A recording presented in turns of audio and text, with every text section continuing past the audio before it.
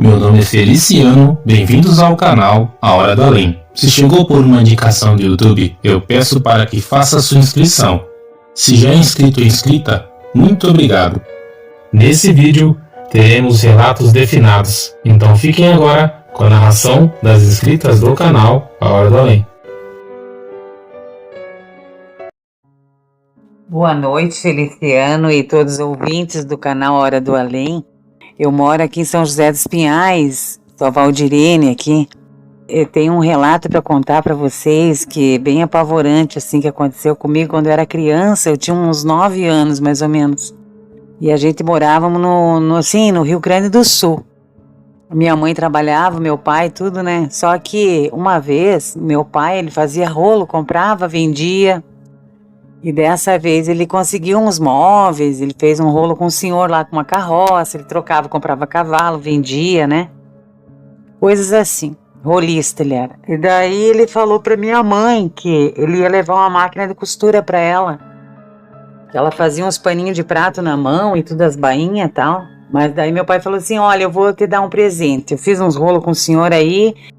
E ele é um senhor de idade, ele era. Ele me deu essa máquina de costura, ele vou dar pra você e tal, isso e aquilo. Daí tá, minha mãe ficou com a máquina e tal, gostava, né? Só que quando a minha mãe não tava em casa, isso era de tarde mais ou menos, eu ia brincar lá pra fora. Tinha meus primos de ficar brincando ali, jogar a bulica, pulando amarelinha, coisa de criança, pulando corda, né? Tipo de tarde assim. Só a minha mãe não tava, não tinha ninguém na casa, só eu cuidando lá fora com meus primos, né? Pulando corda e tal. Daqui a pouco uns barulhos, tinha um cachorrinho, o nome dele era Bob, era um filhote, depois até ele morreu numa enchente, esse cachorrinho. E ele começou a latir embaixo da casa, a casa era tipo assim, altinha a casa, assim, lá no Rio Grande eles fazem um porão embaixo e em cima já é a casa, na residência, né? Aí contando ali, dali a pouco o cachorro começou a latir, não parava. Eu falei, meu Deus, entrou alguém lá na casa, minha mãe vai chegar, o pai, meu pai... Minha família vai chegar e, meu Deus, o que será que é, né? Eu fiquei de cuidar da casa, agora tô aqui brincando, né? E o cachorro latia.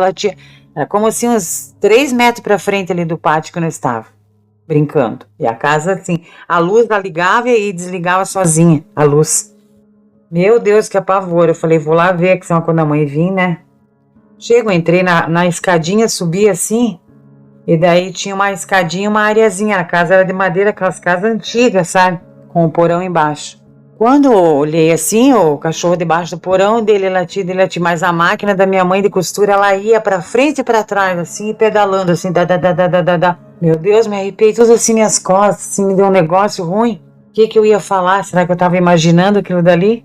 A máquina costurando sozinha. Eu fiquei apavorada, meu pai do céu, comecei a rezar. Eu era criança, mas eu sabia rezar, porque a minha avó tinha me ensinado reza, tudo, né? E pedi proteção pra Deus, que eu não queria ver aquele negócio. E o cachorro lá embaixo do porão da casa. E ele começou a latir. Na área, eu olhei o cachorrinho dele latir embaixo. Falei, agora eu tô perdida. Eu falei, meu Jesus, o que eu faço? Olhei eu vi a máquina, eu vi com meus olhos que essa terra de comer.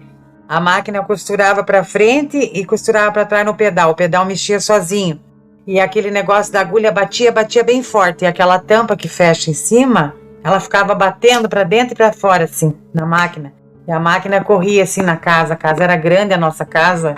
E o meu pai, que é rolista e tal. Daí, como a minha mãe ficou feliz, isso da minha mãe chegou, eu falei, mãe, eu não quero mais dormir aqui não, mãe. Eu vou ficar lá na tia Sônia, né? Na casa da frente, o terreno era grande lá. Eu quero pousar lá. A mãe falou, por que isso daí? O que aconteceu? Eu falei, não... Aquela máquina lá que a mãe ganhou lá é horrível, ela costura sozinha, ela é fantasma. Eu falei pra minha mãe.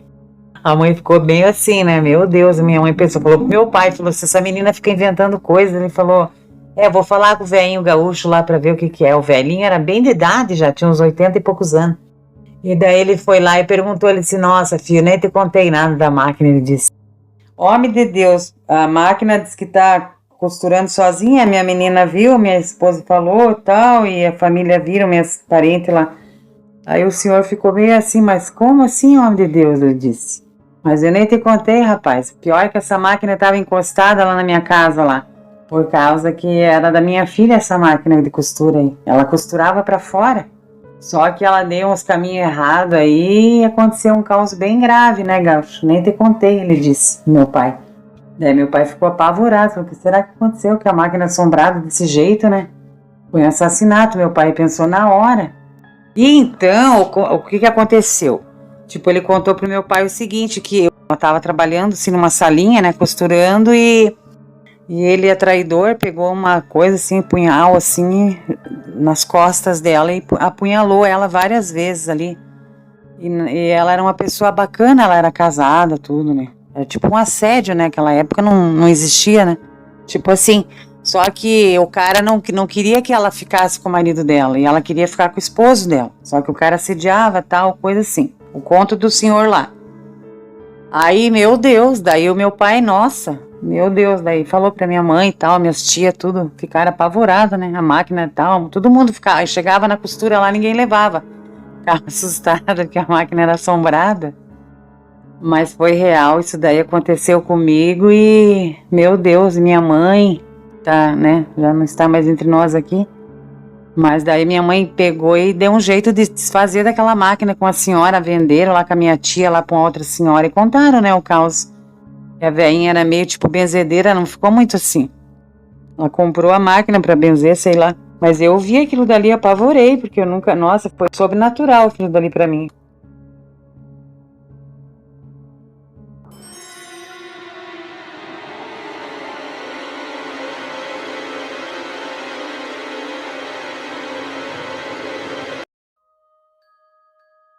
Olá, Feliciano. Olá, ouvintes do canal. Meu nome é Maria. Eu sou de Belo Horizonte, Minas Gerais. Eu gostaria de contar um relato que aconteceu comigo há alguns anos. Na minha casa morava eu, a minha avó e meu tio. E em 2008, o meu tio descobriu um câncer e a partir desse momento eu comecei, né, junto com a minha avó, cuidar desse meu tio que tinha câncer. Porém, em 2009, ele faleceu devido aos problemas com câncer e tudo. E a partir do momento que meu tio faleceu, eu passei a ter muitos sonhos com ele, muitos sonhos.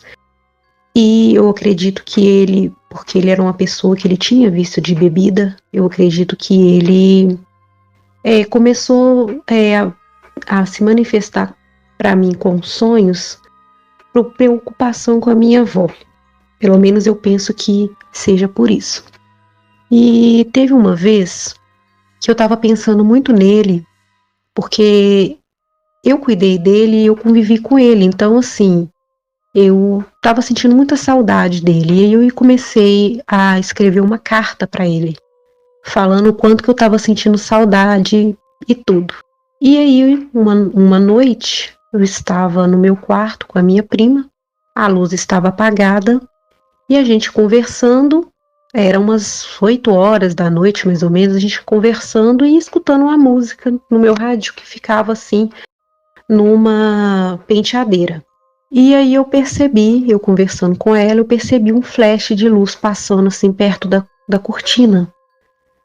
E aí eu não falei nada pra ela, sabe? Eu falei assim, não, você deve ser sei lá, a gente pensa qualquer coisa, de menos que algo sobrenatural. Mas aí, quando eu olhei para a mesa da penteadeira onde ficava o rádio, eu vi que a luz piscou ali, mas uma luz veio fraquinha, piscou e sumiu. Só que aí teve uma hora que eu conversando com ela, e assim, perto da perna dela, a gente estava deitada, minha cama de casal, a gente deitada junto conversando, e aí aquela luz ficou parada assim na perna dela, mas era uma luz grande, e era uma luz grande branca, e ela não apagava, ela ficava brilhando, e aquela luz grande branca. E nisso, quando a minha prima percebeu, que ela olhou e viu, ela viu a mesma coisa que eu vi, ela pulou da cama e ficou assustada, mas eu não me assustei, eu fiquei tentando pegar aquela luz. E aquela luz, ela deu 3 pulinhos e desapareceu.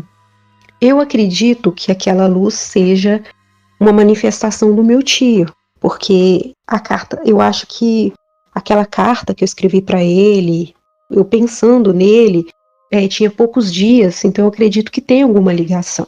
Teve um momento que a minha avó adoeceu, ela estava muito doente, Eu sempre, desde o período que minha avó estava viva, eu tinha muitos sonhos com ele, muitos sonhos. E teve uma noite que ela estava muito doente e eu tomei calmante. Eu tinha tomado calmante porque eu já tinha noites que eu não dormia. E eu tomei um calmante muito forte e eu dormi. E eu sonhei com ele me acordando. E nisso, quando eu sonhei com ele, que eu acordei, minha avó, ela estava vomitando, deitada na cama, de barriga para cima. Minha avó ia morrer se meu tio não tivesse me acordado, ela poderia ter morrido, porque eu não ia acordar. Eu tinha tomado calmante pesado, eu não ia acordar. Mas o meu tio me acordou para me olhar minha avó. E aí eu conseguia virar a minha avó para ela acabar de vomitar. Então, assim, esse é o meu relato que eu quero deixar para vocês sobre as manifestações que eu presenciei quando meu tio faleceu. Depois que a minha avó faleceu também, ela faleceu em 2017, nunca mais eu tive sonhos com ele, nunca mais. Eu acredito que o período que ele faleceu, até a minha avó falecer, ele ficava muito preocupado com ela. Eu acho que ele tinha consciência muito pesada, porque em vida ele tinha vício de bebida. E a minha avó começou a adoecer devido a essas preocupações que ela tinha com ele. Então eu acho que ele se sentia meio que culpado. Então eu sempre tinha sonhos com ele. Quando ela faleceu, ele nunca mais se manifestou para mim. Aí eu gostaria de deixar esse relato. Tem mais relatos para contar, vários outros. E depois eu entro em contato novamente para relatar mais outros relatos. Desde já eu agradeço a todos os ouvintes do canal, ao Feliciano, que para mim é o melhor canal. É isso.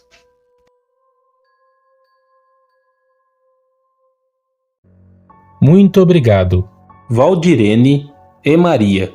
Gratidão, amigas, por compartilharem seus relatos nessa coletânea Confinados. Se vocês também quiserem compartilhar seus relatos, pessoal, eu deixei na descrição do vídeo o link do meu WhatsApp. Por esse link vocês poderão falar diretamente comigo.